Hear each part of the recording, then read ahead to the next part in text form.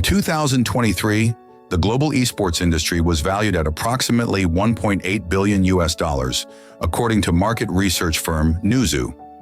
That is a real industry with real broadcast rights, real salaries, and real stadiums. But almost nobody asked the obvious question: why did all of it begin in South Korea?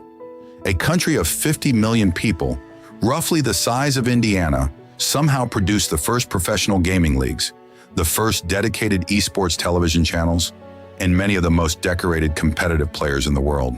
The answer begins not with a visionary tech executive, but with an economic catastrophe and a government policy that almost no one expected to matter.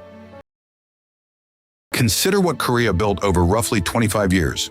By 2023, Korean players and teams had won more than 60% of all world championship titles across StarCraft, League of Legends, and Overwatch combined, according to tournament records compiled by Liquipedia.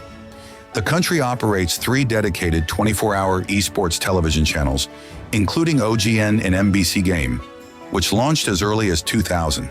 The Korea Esports Association, known as KeSPA, was established in 2000, making it one of the world's first government-recognized esports governing bodies.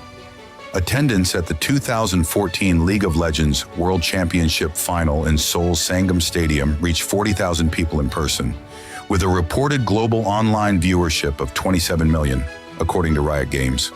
And South Korea consistently places first or second in global broadband speed rankings, with average fixed broadband speeds recorded by Ookla at over 250 megabits per second. The origin story runs through the 1997 Asian financial crisis. South Korea was forced to accept an International Monetary Fund bailout of $58 billion, the largest in IMF history at the time. Unemployment spiked sharply and corporate layoffs were widespread. The government's recovery strategy included a massive investment in broadband internet infrastructure, a plan later known as the Cyber Korea 21 Initiative. By 2001, Korea had more broadband subscribers per capita than any other nation on Earth, according to the OECD. Into that infrastructure came PC bangs, the internet cafes that charge roughly $1 per hour for high-speed gaming access. At their peak, more than 20,000 PC bangs operated across the country, according to Korea's Ministry of Science and ICT. Blizzard Entertainment's StarCraft, released in 1998, proved to be the perfect game for the network. Cheap to access, deeply strategic, and endlessly watchable. Cable television companies noticed the crowds, licensed the broadcast rights, and professional gaming, essentially invented itself. The system that produced champions also extracts a significant price. Korean esports training houses, called gaming houses, require players to practice 10 to 14 hours per day, a schedule documented in reporting by the Washington Post and ESPN. Burnout and early retirement are common. The average career peak for a Korean professional player sits between the ages of 18 and 23, according to analysts at Niko Partners. There are documented cases of players retiring before their mid-20s due to repetitive strain injuries and mental fatigue. Critics within Korea argue that the PC bang culture, while commercially productive, also contributed to internet addiction patterns serious enough for the country to establish dedicated government-funded treatment clinics by the mid-2000s.